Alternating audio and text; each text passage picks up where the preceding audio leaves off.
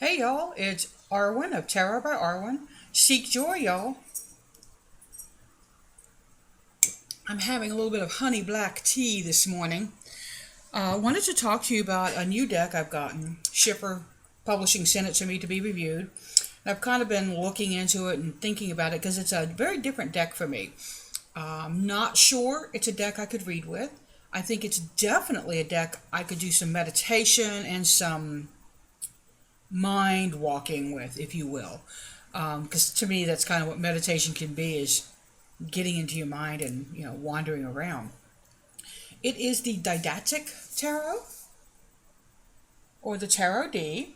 It's by Jeffrey Mayberry Donato, and he is from Pennsylvania. This is his Master of Fine Arts thesis project.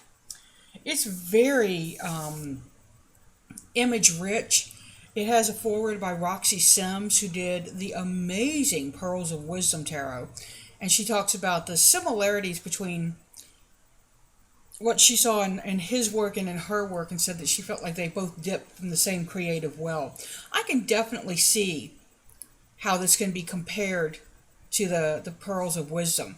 Now, I'm going to go right out and tell you that I'm more fond of the Pearls of Wisdom, and that's because I'm kind of a joy kind of girl.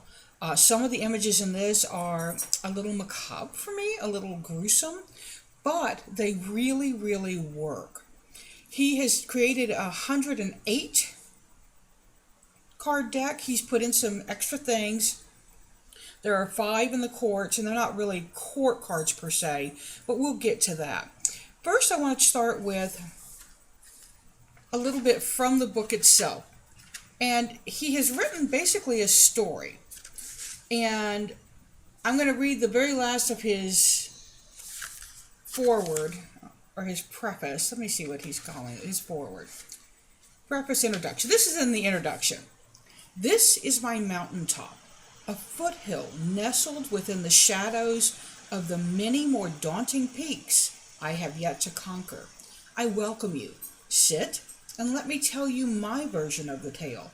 It's the great story, the one that we have all heard since before any of us were ever born, and it is told by the eternal echo of the source and the void.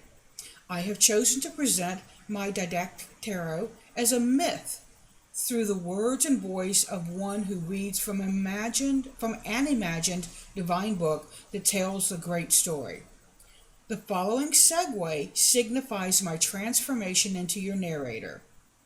Open your mind and suspend disbelief as I take you on a journey into the depths of my imagination. Enjoy. So, very interesting opening, and you immediately know you're moving into a different place. This deck, to me, has echoes of the Thoth deck and of the Rider-Waite-Smith deck. I see images of both when I'm flipping through the deck. And what I did today was I took, oops, sorry for the shaking. I took a card from each suit, and then I took the 5, I'm going to call them the court cards for lack of a better term, because I haven't reviewed that in the book yet, and then a couple from the Major Arcana. And the Major Arcana are ones that I tend to look at when I'm looking at a deck. Those are the cards that kind of make me go, okay, I can key into this. This is an art deck for me. And an art deck, there's nothing wrong with an art deck. An art deck is simply gorgeous pictures, a different interpretation of the tarot that I don't connect with on an intuitive level. Other people can connect with it beautifully. Other people don't connect to some of the decks I do. So, like I said, tell people there's a pot for every lid and a lid for every pot. And some of us can interchange lids. Oops. So let's start with the suit of wands, fire. Oh, and one other thing. I don't know if you can see this. You see the book? The book is color-coded. So you can easily flip right into fire. You can flip right into earth, right into air, right into water. Okay? That's an interesting concept. I'm usually kind of iffy on decks that do color borders for the different suits. But in this case, the sides of the cards are black, so you don't have that rainbow of color on the side. So the first card that I picked was from the wand suit, and I picked the Ten of Wands. It's an interesting interpretation of it. It's called Heavy Burdens. I'm going to try to hold it very still. Let me get my hand braced. And you'll see Saturn's up there. Saturn is a planet of structures and rules. There are reversal meanings in here. The myth is carried on in each one. And there's a little phrase at the beginning, after Heavy Burdens, Ten of Wands. From the reformed seed of fire regrew the crystal tree. The tree protected the altar, and the core became a new beginning. Too much for only one to carry, it had to be given some release. So this is a fairly traditional meaning when I read the meaning and stage for the card. Delegate responsibility, taking on more than you need to, shouldering the responsibilities of many. So it's very traditional in terms of that. There's just a lot going on in this card, right? There's the two figures, the two mythological figures going on here. There's a tiger, a mammoth, a white rhino, a cloud, a cyclone, it looks like. There's just tons of things going on in here. And if you do the Mary Kay Greer exercise where you enter a card, I think this would be a really intriguing card to enter. But again, kind of a different deck, right? So let me take that out because we've done that. Now we're going to move into the Suit of Pentacles. And we're going to look at the Six of Pentacles, or the Six of Coins, which is the card of generosity. And again, let me see if I can make sure I can get myself there. So let me read the beginning. Generous provisions. So both were then forgiven, showering charity and love. They were blessed now, entitled by the powers from above. Again, a very traditional Rider-Waite deck reading. Card of generosity, card of giving and getting. And a really interesting card. I don't know why my camera keeps zooming in and zooming out, y'all. Apparently it's really fascinated by the panda, because I'm not doing that. The camera is doing that. So let me try to move back and get the camera to refocus. Wow. Camera has a mind of its own. But again, we see all the different things in there, right? There's the bell, the lightning up at the top, the stairs, the panda, jewels, the little raccoon down here. Do you see the little raccoon guy down here? Oops, right over here, sorry. Okay, the camera backs out and I want to show you the raccoon. Great, thanks camera. Really wish I had somebody operating the camera so I could blame them. Ha ha ha. Now we're going to move over to swords. And in the swords, I picked the Five of Swords. This is generally a card of strife and competition, and he does call it opposing forces. I'm going to hold it back here so maybe the camera will give us some. Evil came in many forms, familiar and frightening, flying in swarms. The Queen of Shadows sent her spawn to break, then kill, and eat the dawn. So we see a competition, a battle. There's a cyclone down here. You see the cyclone? Just tons, again, of craziness going on. There's a planet up in the corner up here. Oops, just lost one of my cards. That's not good. So, goodness, Arwen, hold still. But this is competition and strife. It's about all those things that we try to do in life and, get beat back on, get other people want a piece of our action, that sort of thing. Now we're going to move into water, and water is where I'm going to show you the 5 different cards of what I'm calling quartz. But we're going to look at the Ten of Cups. And the Ten of Cups is called Halos of Warmth. And this is the happily ever after card in most tarot decks. And you see the rainbow, you see the babies in here. Lifted into ecstasy, the ancient power of everything bestowed his greatest gifts upon them, and all was everlasting. So this is peace, joy, family. Let's see if we can get a little closer look. And there are babies all over in here. I see 1, 2, 3 babies at least. Oh, 4. And even the happy couple up here in the, you see them, woohoo, right there. So lots and lots of good energy in this card. And again, places to dive into. There's hearts all over this card. There's a lot you can take away from this. A lot, and there's even a walrus. I didn't see the walrus down here. So lots and lots of happy, good energy in that card. Busy. These cards are very busy. They have a lot of images for you to work with. Really good for people who are visually, like to get visually stimulated and just let your mind go into the card and dive in. Now, in each one, they have 4 or 5 of the, what I call quartz. And I'm not sure. This is called Whereabouts of Water, and I'm doing these in order. The Eternal Fountain. I won't read to you what it says, but just the meaning and stage is the domicile of deepest emotion where feeling is paramount.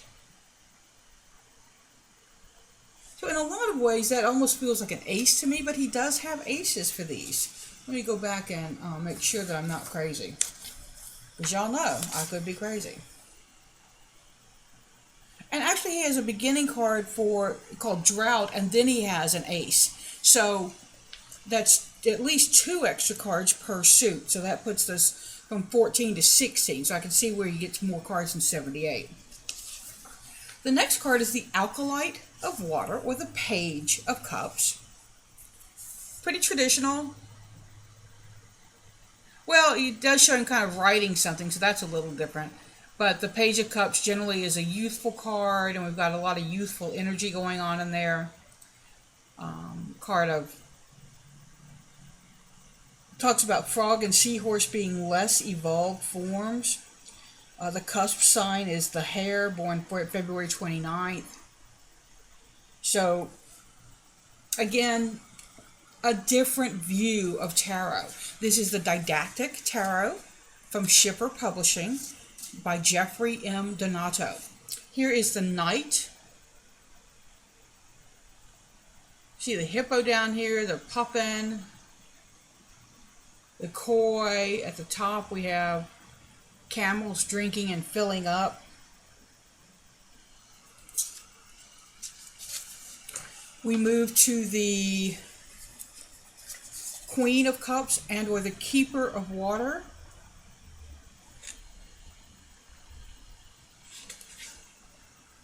Very interesting. You see the Canadian goose down there over here. And this is the card for Scorpio, so we have a scorpion in here. Then we come to the Master of Water, the King of Cups. This is Crab, and they said the cusp sign is Hydra.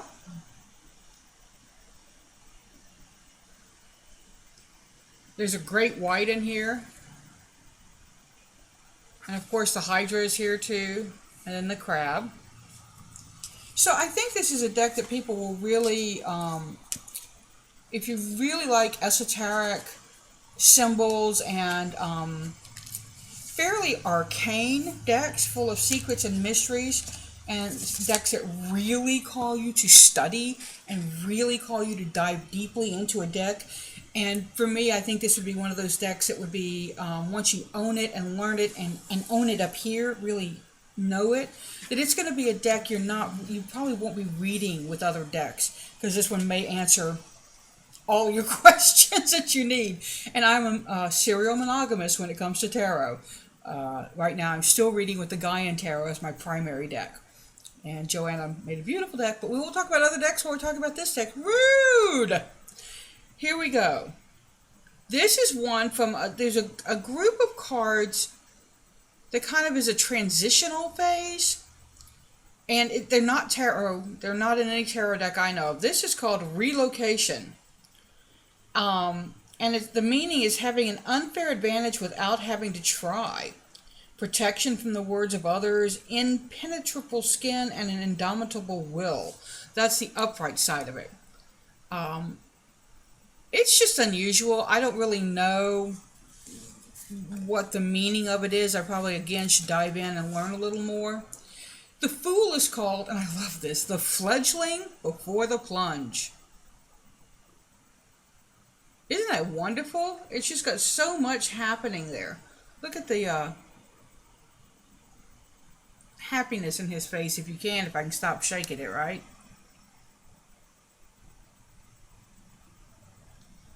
And there's the dog or the wolf way up on the top. So definitely got a really nice Fool image, very traditional for me. One of the cards I always have to look at is Death. And I love this. There's another deck out there that uses chrysalis and a human being either born or dying. And this is very, very wonderful. This is about the fledgling being reborn and simultaneously left behind. Talks about left behind both a female attribution of matter and a male attribution of energy. So I really like that combination of the gendering thing. And that's a pretty death card to me. It works for me. And then I like to see the star. This star is unusual. They show her inside with a well, water or ice dripping off of her. And the tiger down there, the peacock. I'm not sure how I feel about the window. The window makes me feel closed off from the stars, so that's a little unusual. The last card I'm going to share with you is called the Endless Hall of Limitless Doors. And it's the World. Now, here's the World card.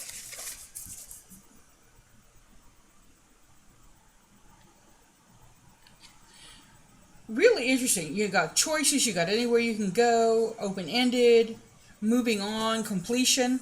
Y'all, this particular card looks like Judgment to me. So I really have to wrap my mind around the fact that it's not. Up at the top you've got butterfly, fish, phases of the moon by the fish. So a really, really interesting deck. Let me show you the box. Schiffer's one of those companies that really outdoes themselves in the way they package.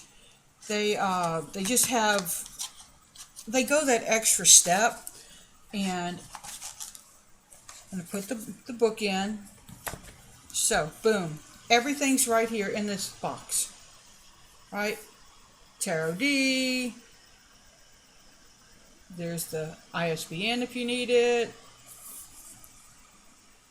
Tarot D. Solid. And they've got this that you can just flip it open. There's the kind of the back piece of the book that you would expect. There's the book.